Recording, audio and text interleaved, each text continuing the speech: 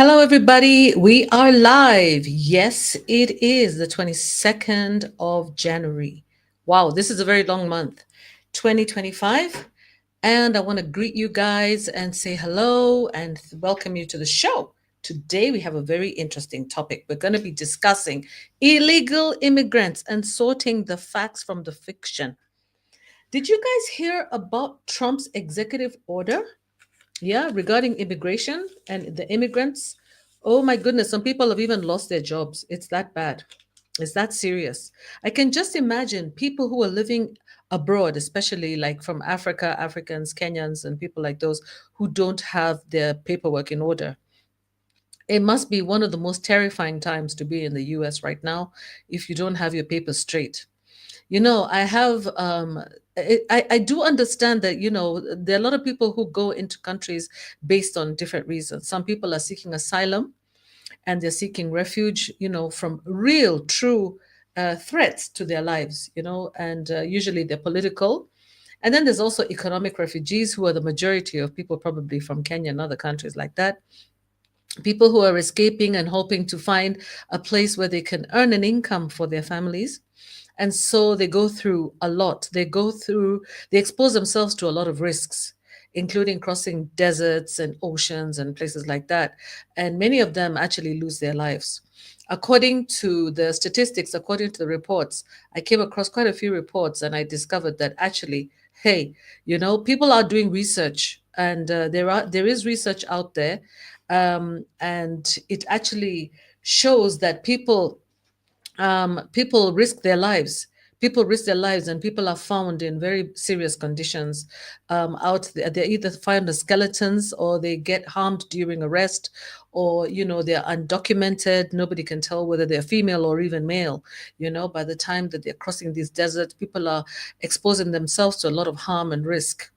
And so, as somebody who also was living as not as an immigrant but as a student in the U.S., I do remember some of my colleagues, some of the people in the university, some of them who I was working with, and even others who were just working but undocumented.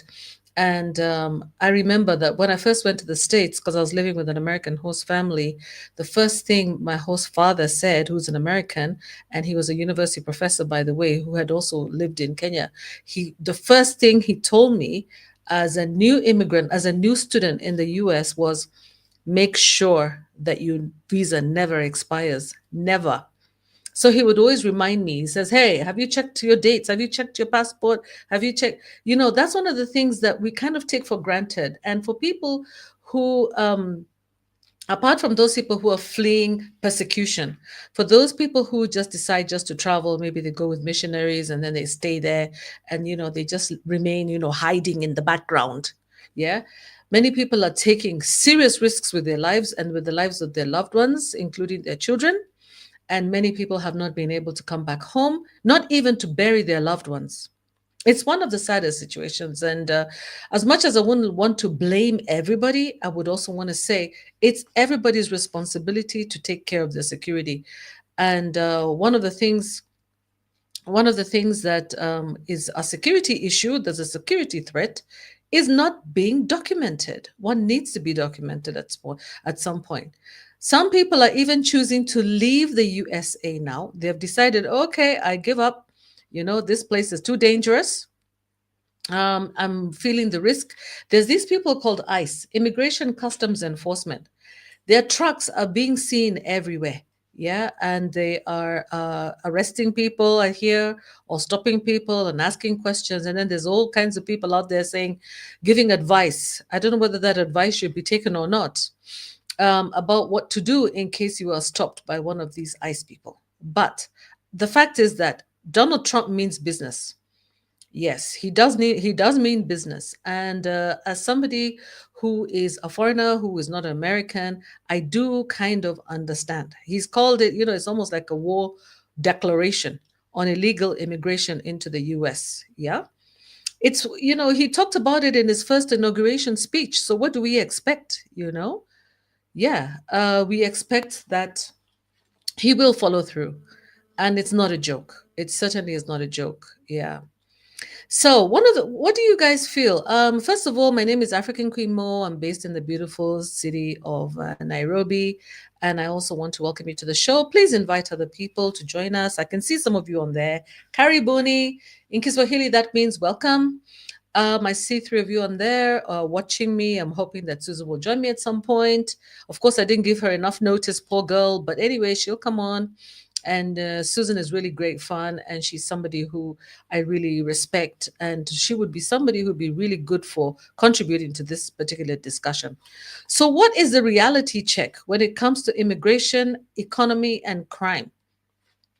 The fact is that even in the UK, forget about the US, even the UK, we have the UK KIP leader who was standing for election.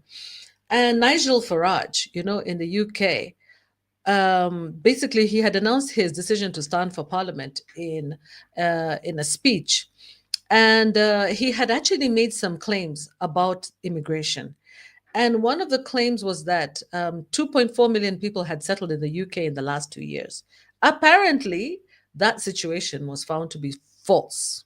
Yeah, because official statistics actually showed like about half that number of people had arrived in the UK ending December 2023, and it projected over 2 years making 2.4 million. So it wasn't per year, it was like 2.4 million settled over many arrived on temporary visas. Some of them were students, some of them were workers on contract. So some of them, the figure really was only 685,000 in 2023 and 764,000 in the previous year. So that's basically it. Yeah. And there was also a claim by Nigel Farage that we would need to build many houses, a new house every 2 minutes to accommodate legal immigrants. Yeah. And basically, that rate would be slightly more than 260,000 homes a year, equating to 2.6 people per house. So it was actually misleading. And it didn't take account of the fact that the UK itself has a housing crisis. That's a fact.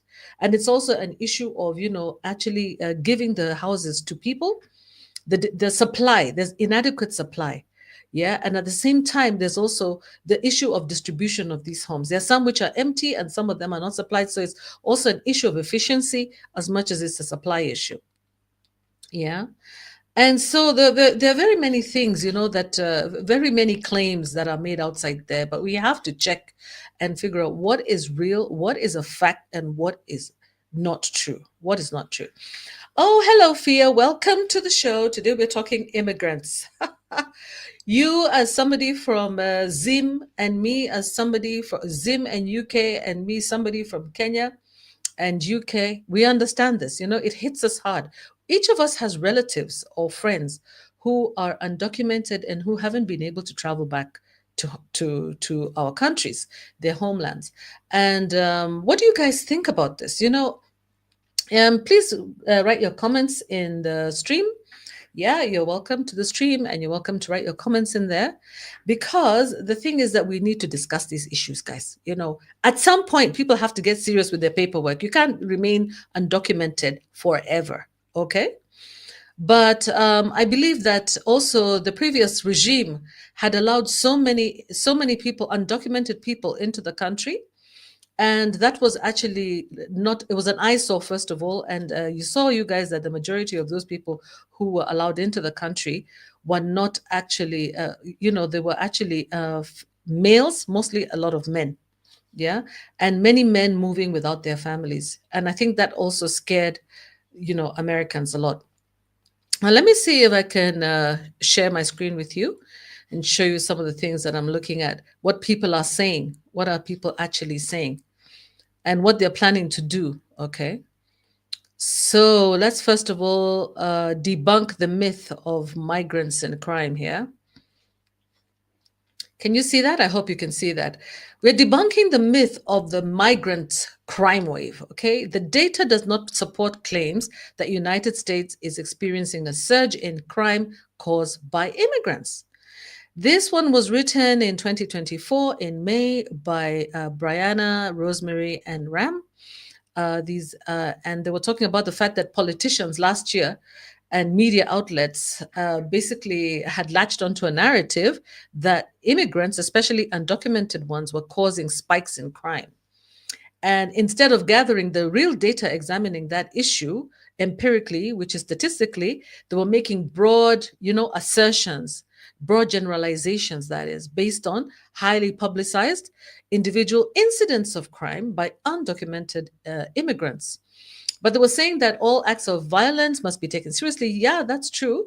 But the research does not support the view that immigrants commit crime or are incarcerated at higher rates than native born Americans. In fact, immigrants might have less law enforcement contact compared to non immigrants, which is true, by the way, because when I saw those statistics, I saw that, like, for example, apart from America, all other countries, like European countries, were actually incarcerating more illegal immigrants or more immigrants than the local population. But in America, let me stop sharing the screen so it doesn't disturb you. In America, it seems like there's been more people held behind bars who are immigrants. Okay, which is unfortunate, by the way. So, I mean, who are non-immigrants? Mostly, it's Americans themselves, people who are from the same country.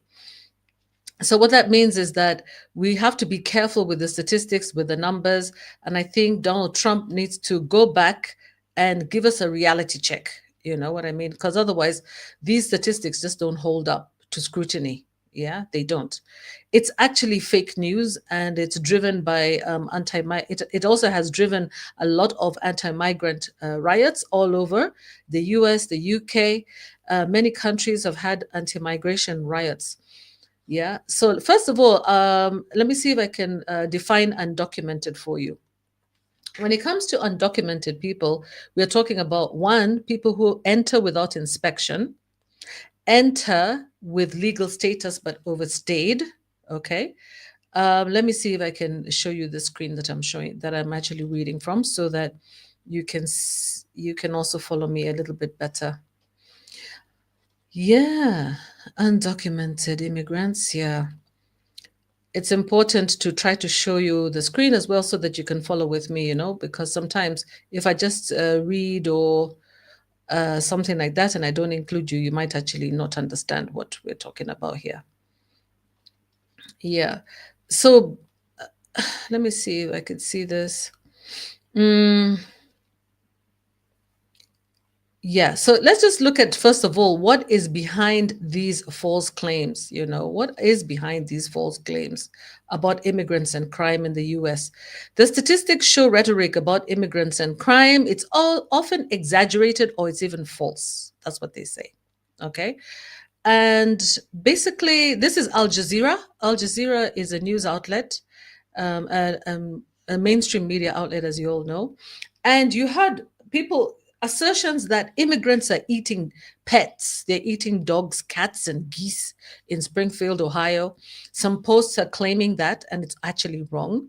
There was an apartment. They were also taking over. They're talking about them taking over apartment complexes in Colorado. I even think I heard Trump referring to this, and Chicago, or hijacking school buses in California. But no, they're not. It's actually false. Those are false reports, apparently. Much of that rhetoric is about purported immigrant crime wave has stemmed from Donald Trump, the Republican presidential candidate, and his supporters. And so they're talking about, Trump has said that immigrants are poisoning the blood of our country. Oh my goodness, that's a very strong statement, Trump. Yeah. He also recently said, according to Al Jazeera, in Wednesday's campaign in Mint Hill, North Carolina, if President Kamala Harris had closed the border a year ago, we wouldn't have hostile takeovers of Springfield, Ohio, Aurora, Colorado, where they're actually going in with massive machine gun type equipment. And he says that they're going in with guns that are beyond even military scope. I really doubt that. And so the violent crimes, they're talking about the rhetoric, and the experts told PolitiFact and Crime Statistics and Studies.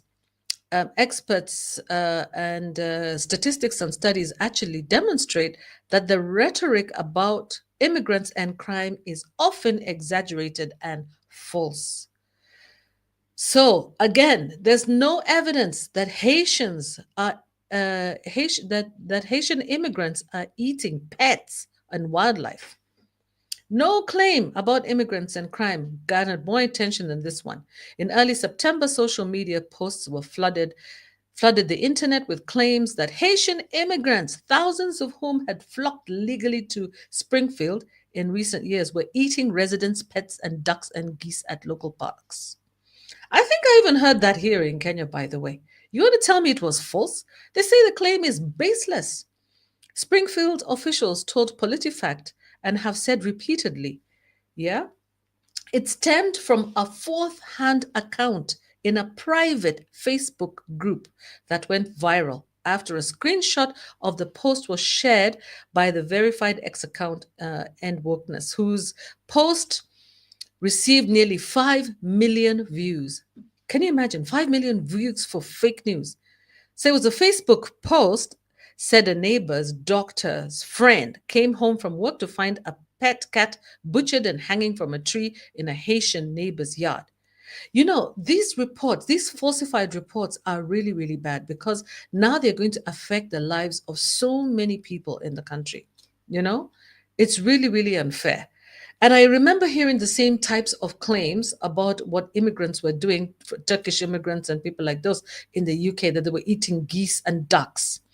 And you know, it's really unfortunate because those claims were also not proven. Yeah, so these are baseless claims.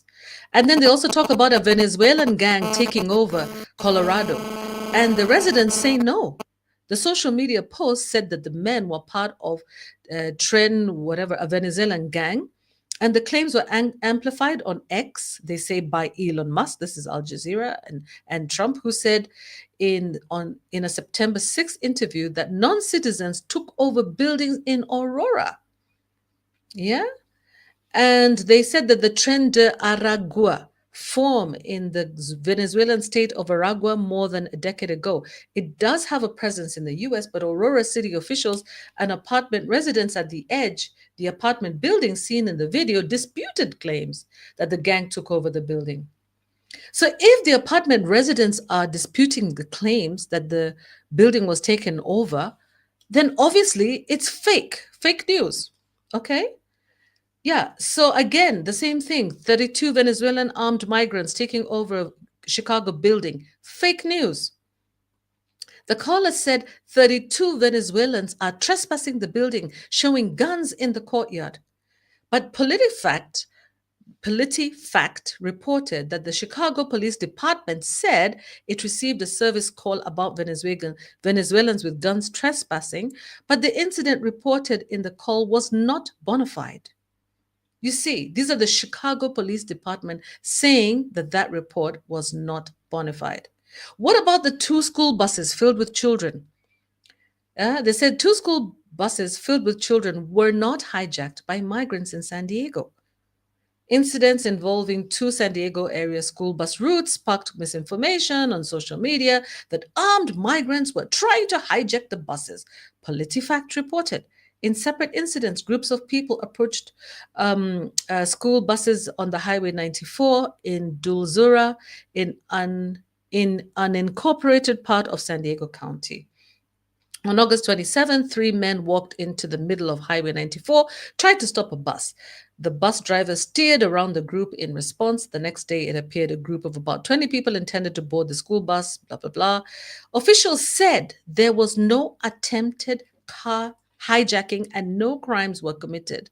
Many migrants who cross the San Diego-Mexico border are served in that area by humanitarian groups as they await processing. So the officials said that there was no attempted hijacking.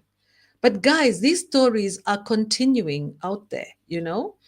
And these things are, you know, people are believing them. Hello, Baba. Yeah, people are believing these narratives and they're wrong. It's wrong to believe, you know, just whatever you hear. Facebook posts, X posts. It's not fair to believe those kinds of posts. You know, it's important to, to sort the facts from the fiction. And I think that this is something that needs to be challenged, because if executive orders are being made based on baseless, factless information, then that is wrong. Yeah. Yeah. What do you think about it? I'd love to hear your comments on this, guys. This is a very important issue and we should discuss it. And it needs to be discussed, because really, if there's no basis for these executive orders, yeah, these matters are going to end up in court. They're going to end up in court, by the way, because yeah, it's just unfair. It's just very unfair. All right. So Nigel Farage, his claims don't hold any water. And even the claims of Elon Musk, my good friend Elon Musk, and even the Migration Observatory informs debates on international migration and public policy. Okay. And they also say the immigration, this is the Migration Observatory. They say that the impact of immigration on crime, both in the UK and the international context, they talk about it there. And they say that economic analysis of crime postulates a cost-benefit calculation underlying decisions to commit crimes. So basically, they're saying that property crime declined as the foreign-born population rose in England and Wales, but evidence does not suggest migration caused this decline. Okay. So basically what they're saying is that there was some property, this is in the UK, they were saying that there was some property crimes defined as burglary, robbery, theft, and handling fraud and forgery and drug crimes in England and Wales since 1983. And they're saying that that period also witnessed a rise in the foreign-born share of the population. So that means that the population itself is already rising in terms of foreign-born population. So, but they were saying that there's a negative correlation. That means that the level of the property crimes and the foreign-born people in the population, that correlation is not actually proof that there was a cause and effect. They were talking about more detailed studies actually need to be done on such things, Yeah. So the thing is that they talk about the increase of asylum seekers in the local population related to only 1.1% rise in property crime, but no change in violent crime. 1.1% is totally insignificant. For those of you who know statistics, you guys, anything above 10%, yes, but 1.1% is negligible. Yeah. And so they talk about the fact that the rise in the migrants as a share of the population is associated with a 0.4% fall in property crime and has no relationship to violent crime. So in fact, in some instances, the Migration Observatory is telling us that there's a negative, possibly a negative correlation or negative relationship between the increase in the number of asylum seekers and the fall in property crime. Yeah. So this is, I don't know, these guys really need to figure it out, because honestly, right now people are afraid. People are scared. People want to leave America. People want to go. People want to, get up and pack their bags and leave. And many people cannot even afford it. Yeah. Yeah. Many people can't. Now, let me play this video here for you. See whether what these people are saying. When it comes to the American dream, I feel that I lived it, and it's literally the reason that I left. We were in our 3-story townhome. We had the trucks. I was in my big girl corporate 6-figure job. We had the things, and it wasn't a dream. It was more of like a fuzz, really. 32-year-old Bianca Lynch is a full-time digital nomad. And while she's always known travel would be a part of her life, after the results of the 2024 election, she says she's making it permanent. It's very, very hard for us to see ourselves coming back and being in this country, having to be around that many people who felt that is someone who needs to be in power. Kamala, you're fired. Get out. She's not alone in looking to leave the country because of the results of the election. Here are some of the easiest ways to leave the country as an American. I want to share some of the easiest visas that you can get that'll probably get you out of the country in the next year. I'm moving again. Yay! Google searches for digital nomad visas, how to move to Canada, and best countries to move to all peaked the day after the election. I would say that right now, since the election, the biggest trend is people looking for a plan B, no pun intended, but they're looking for a place where they can go if a certain line in the sand is crossed. Jen Barnett and her husband moved to Mexico from Birmingham, Alabama after the 2016 election. In 2022, they founded Expatsy to help fellow Americans travel and move abroad. Our site really first took off when Roe versus Wade was overturned, and that's when I turned in my notice of my job and realized it could be more than a weekend project. Jen says her site saw 10 months worth of traffic in the 2 weeks after the election, and the top reasons people say they want to leave has changed. With 72% of visitors to their website citing the US being too conservative as the reason they want to move, which she says is a 30% increase from before the election. What would you say your life was like living under the first Trump presidency? It felt like that administration gave a lot of people the permission to essentially say and do whatever they wanted. I was always aware that I was a Black woman because that's the life of being a Black woman in the US, but I was hyper aware during that time. I always tell people there has not been one country I've ever been to where I didn't feel safe because I was Black outside of the United States. Bianca grew up in North Carolina. 5 years ago, she took an extended trip abroad. I did 4 countries in 4 months. I did Chile, Peru, Colombia, and Mexico. I was in awe, and I honestly was transformed as a person. She came back to the US for a couple of years, got married, and decided to start traveling again, quitting her corporate 9-to-5 lifestyle to share her digital nomad life to her over 21,000 followers. That we've been working on. You know, some people who maybe don't agree with the president-elect saying, now is not the time to give up. It's time to invest. It's time to stay here. It's time to focus on our community. With you leaving, someone with that mindset might be like, are you giving up? No, that's fair. I mean, I would honestly just ask the question, is it worth it to you to fight the fight? Do you have that fight in you? Because honestly, I don't have it. Instead of trying to change an entire country, when I can simply remove myself and go somewhere else and by default be happier, I'm choosing peace. Bianca just spent a few months in Colombia.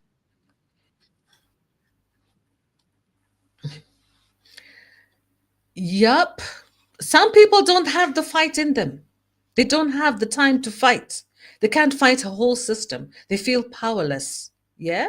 So that's Bianca. She feels completely powerless. And I remember during the last Trump presidency, a lot of people who are my skin color were feeling insecure in America. And you remember that there was so many young people that were marching up and down, especially after George Floyd incident. Do you remember, guys?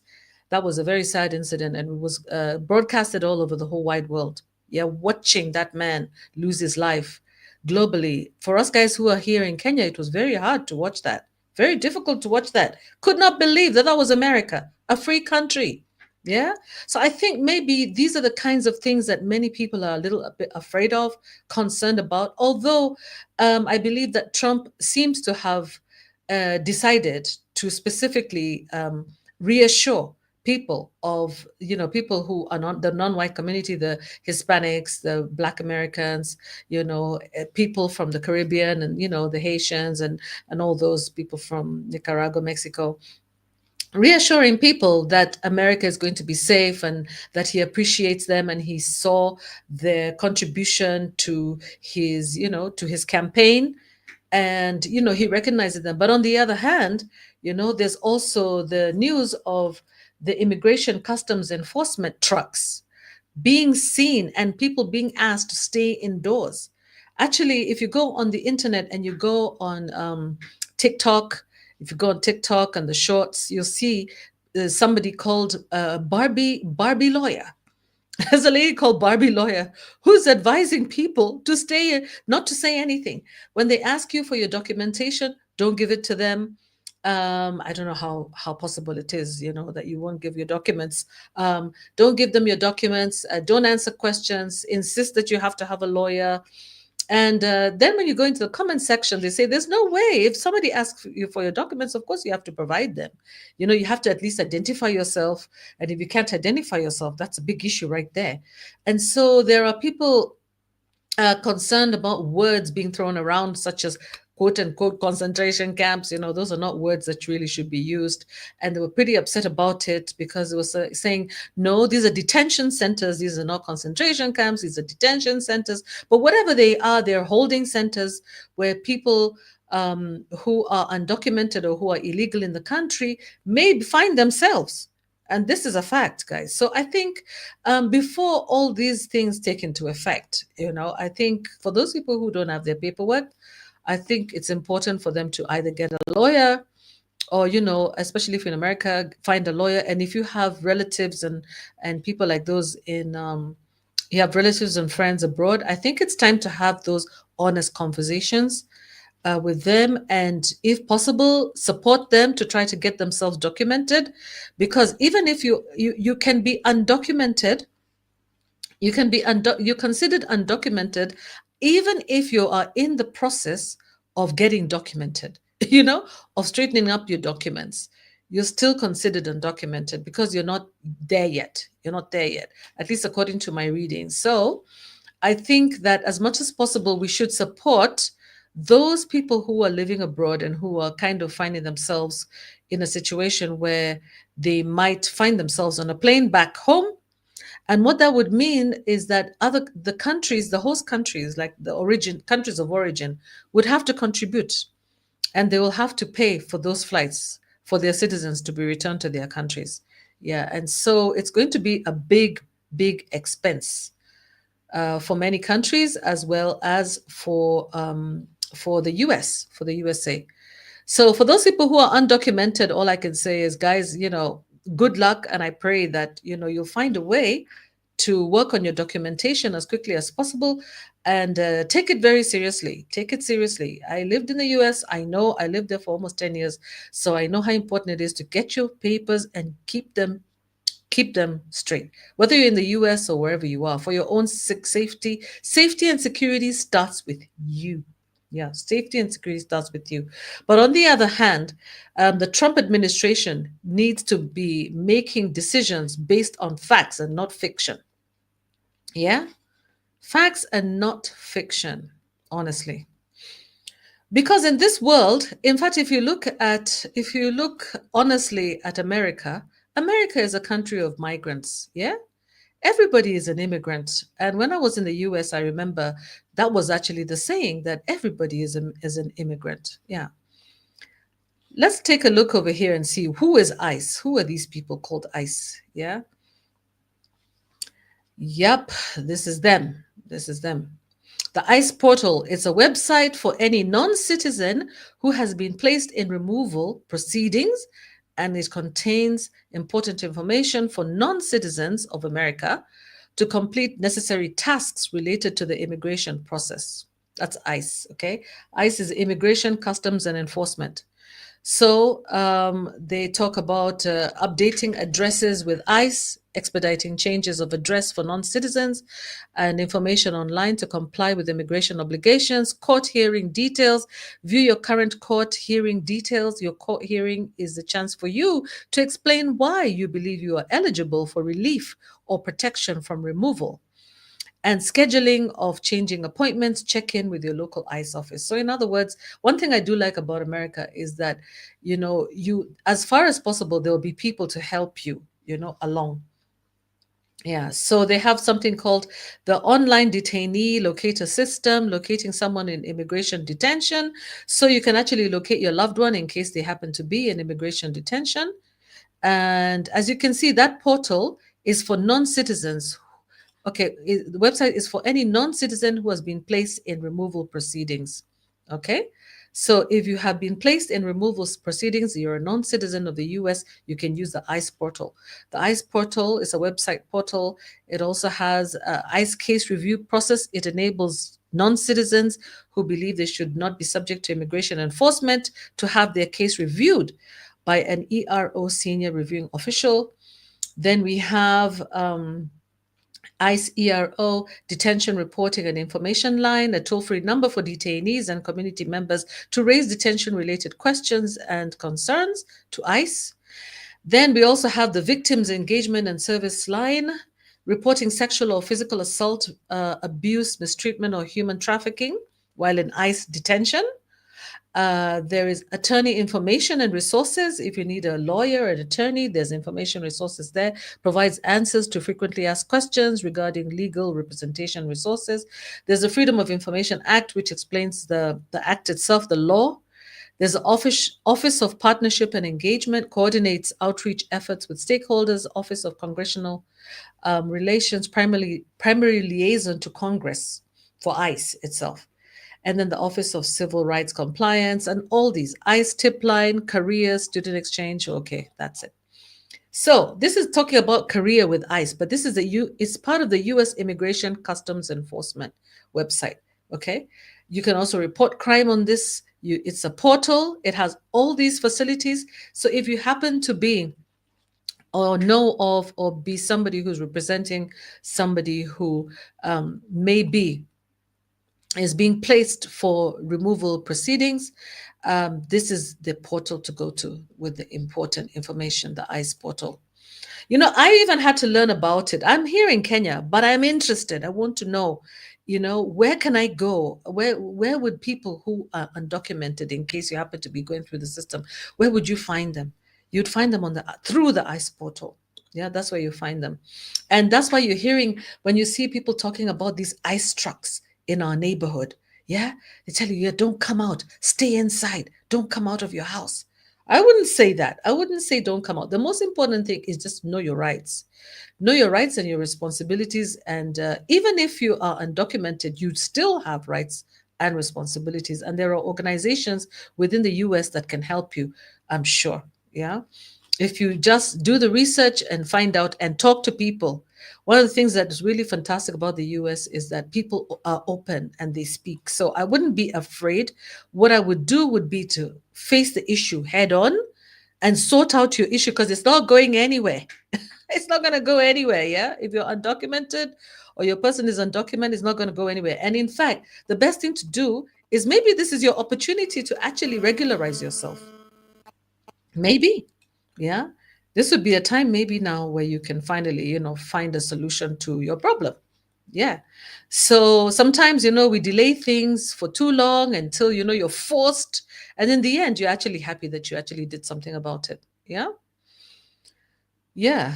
So basically, again, they were talking about the fact that there's people who are arguing against this and saying that the Trump mass deportation plan could drain more than 20 billion shillings a year from Social Security. This article was written by Ali Kelly on 21st January 2025. President Trump's mass deportation could have a significant economic side effect, draining the Social Security fund. And because you see, he vowed to deport millions of immigrants in his second term, which he's actually right now implementing. Recent analysis estimates in his plan could drain billions. Older Americans rely on Social Security. So what they're actually saying is that actually, I saw some statistics somewhere that said that for every immigrant, the U.S. collects $1.21 tax, you know, from each one of them, you know. So it's at least they collect that much from every single one of them. I think it's, I don't know, is it, let me see here. I hope it's in this article that I saw that. I don't know where I saw it, but I hope that thing makes sense. But what they're saying is generally immigrants contribute taxes, and those taxes are what are used to fund programs for Americans, including Social Security. So they actually need immigrants. Yeah.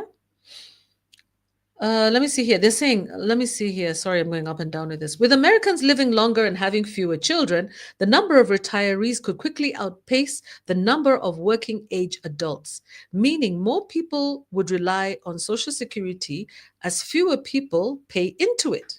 which is exactly what I'm trying to explain. Fewer people paying into it. Over the past several decades, immigration has largely helped keep that ratio in check, as immigrants tend to be younger and have more children, adding to the population and labor force growth. So there's this thing of population and labor force growth, which is very important. Social Security is used to work on a pay as you go system. So today's workers pay for the benefits of today's retirees. Yeah. So if you get rid of all these immigrants, then what's going to happen? What's going to happen is that there'll be people who are retiring and who will not have access to any funds. And apart from retirees, there's also regular programs in the community, that even programs that help individuals with mental health issues, or children's programs, or adult programs, or, you know, all these programs are funded through taxes. And so if people are not collecting taxes, then there's a problem. And I saw somewhere where the agricultural sector said that they were going to suffer the hardest. They're going to be the hardest hit. And that might actually impact on food availability in the US. So I would say, if I was Trump, I would go slow. I'd go very slowly. Again, one of the things that I also discovered is that there's a little bit of, there's also a little bit of a chance that this might not result in a very huge impact, actually, because if Trump is going to be expelled, removing people who are illegal aliens and criminals at the same time, the fact is that there are very few, very, very few of those. So most people who are undocumented or illegal aliens are not criminals. So most of them will probably not be subjected to removal from the US. So I think sometimes you also have to look at, the reality. The reality is that they have to be proven criminals, right? Unless he just wants to remove every single undocumented person, which is, then there should be an opportunity there. Fia is saying something. Fia, I watched a clip about African students, Nigerians, stranded, homeless in Canada. They are unable to return home for various reasons. I've seen those clips, Fia, in Canada. Africans, even in the US, I've also seen clips of some Africans who are homeless, who cannot return home. Given a chance, some of those ones might actually want to come home. Yeah. And the UK as well. We've seen Africans getting stranded in Canada, many people going, selling everything up. We see that, even selling everything off with the promise of a job abroad. But when they reach there, they discover that those jobs cannot sustain them, or the job doesn't even exist. Yeah. And that's another level, of immigration. And those are the facts. Those are the facts from the fiction. Many people are coming to work.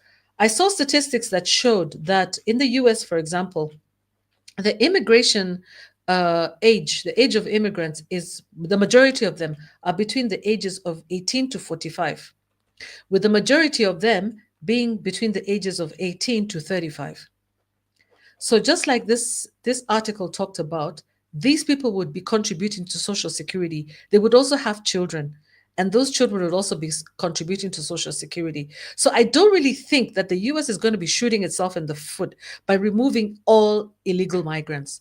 I think, for me, if this is a time to try to find bona fide lawyers who would provide services pro bono to immigrants to help them to remain in the US. Yeah. That's how I see it. Thank you so much, Afia, for that point. That's a very important point right there. Yeah, because bona fide lawyers, there have to be lawyers out there. Because when I was in America, I was a university student. My papers were always correct, yes. But I had issues sometimes with taxes, tax returns. How do I do my tax returns? I didn't understand nothing about tax returns. So good thing with America is that there are these retired community, and they're there, retired tax people. And they are available always to help you. What I would say, as a fellow immigrant, somebody who looks like, somebody who might look like me, don't be afraid. Fear, fear is not going to help you. Not this time. It's time for you to stick your neck out, go there. Even if you end up in a detention center, you'll end up getting help. You'll end up getting help with your paperwork. It's a fact, as I've seen it happening to people that we know in the UK.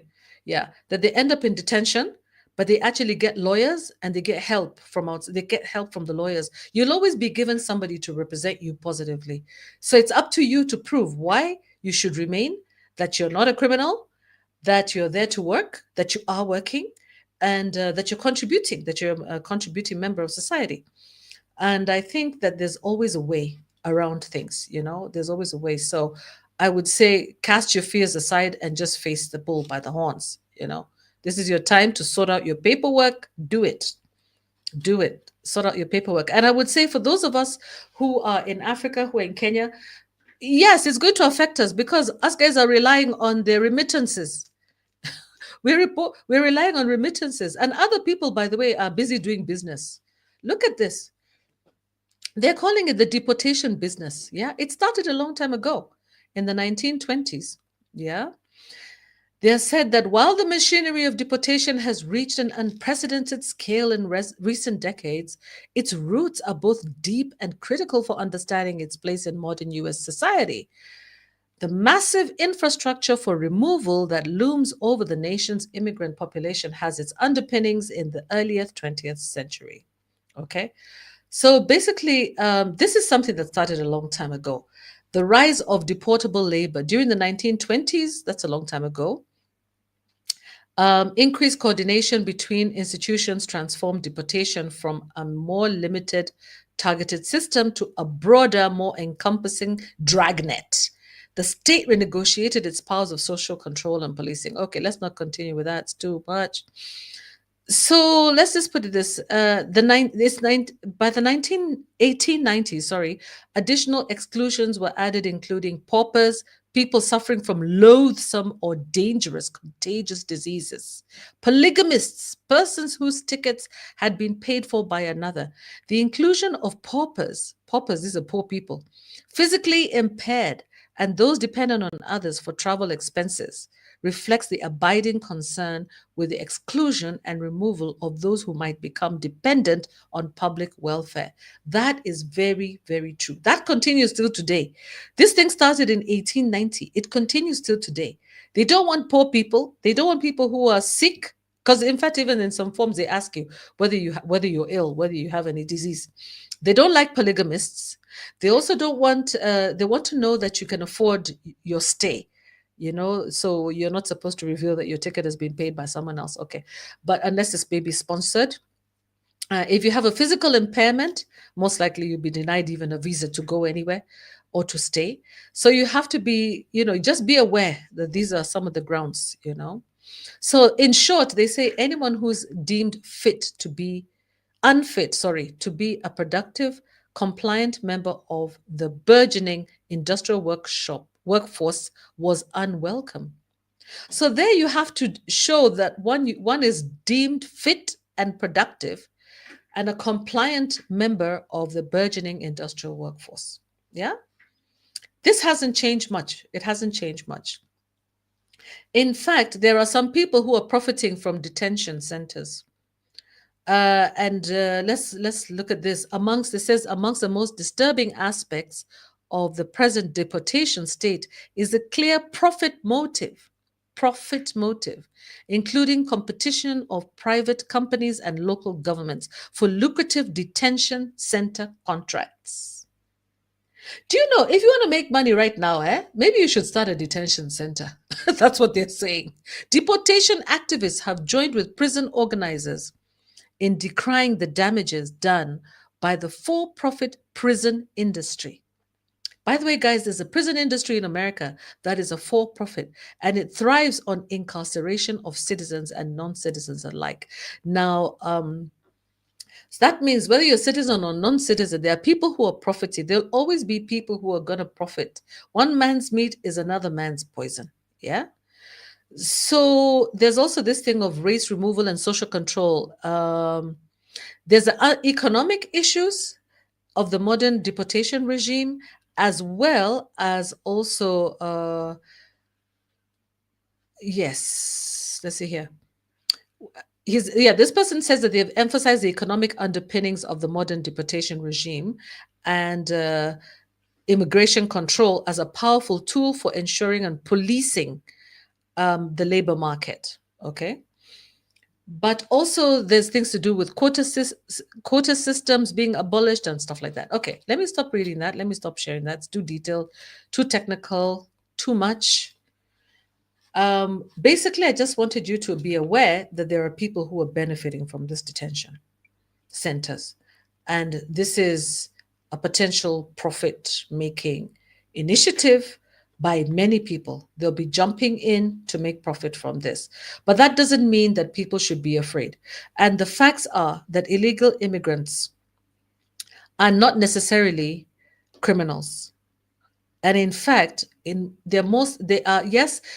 a high rate of incarceration of illegal immigrants in Europe, especially in European countries, but not in America. Okay, and the rate is so high in Europe that it can't just be for criminal elements. It could be for many other things like overstaying their stay, or just being undocumented and things like that. So, but in America, it looks like the local population are the ones who are more, they're incarcerated at a higher level than undocumented aliens, and therefore they call them undocumented aliens. And therefore that also kind of like debunks the myth that illegal immigrants are necessarily criminals. And in fact, they're not, because if they were criminals, how would they be sending money back home? Yeah, how would they be sending money back home? All right. So anyway, let me show you something interesting here. Yeah, here, I think this is what I was looking for. Criminal immigrants, their numbers, demographics, and countries of origin. This is a very interesting one. It's the Cato Institute, okay? And this is a bit old. It's March 2017. This is during the Donald Trump's first term in office in 2017. And it says, in his first week in office, President Donald Trump issued an executive order directing the Department of Homeland Security to deport most illegal immigrants who come in contact with law enforcement. And his order is based on the widespread perception that illegal immigrants are a significant source of crime in the US. Okay, so this particular document is actually using what they call American Community Survey data to analyze incarcerated immigrants according to their citizenship and legal status. Okay, so the conclusion really is that all immigrants are less likely to be incarcerated than natives relative to their share of the population. Okay, so this is interesting. Let's take a look at these. I think I like to see the pictures themselves. Incarceration rates by immigration status. Natives, here we are. This is what I was talking about. The natives, that's the people who are Americans themselves, yeah? Between the ages of 18 to 54. These guys here, these are the natives. And these are the illegal immigrants. And these are legal immigrants. Okay, this is incarceration rates by immigration status for ages 18 to 54. So who's got the highest level of incarceration? Natives. Okay, and who has the lowest? Legal immigrants. Okay, and the illegal immigrants are like under 1%.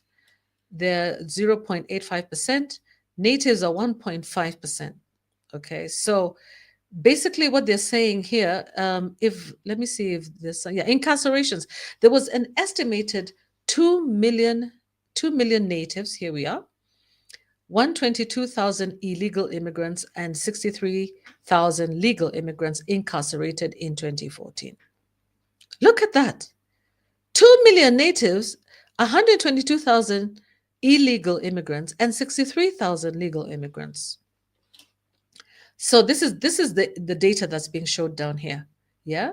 So legal immigrants are 69% less likely to be incarcerated than natives. Okay. 69%.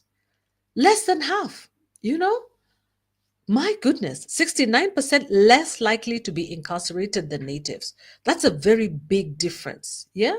So if Native Americans are incarcerated at the same rate as illegal immigrants, so basically forget about that. What's important to know is that legal immigrants are 69% less likely to be incarcerated than the natives. That really shocked me, that figure over there. It shocked me, even if it was 2017. And these are the analysis of American Community Survey data. Again, looking at the total population compared to the share of incarcerated population. Yeah. Natives still high. Okay. Look at that. Same thing.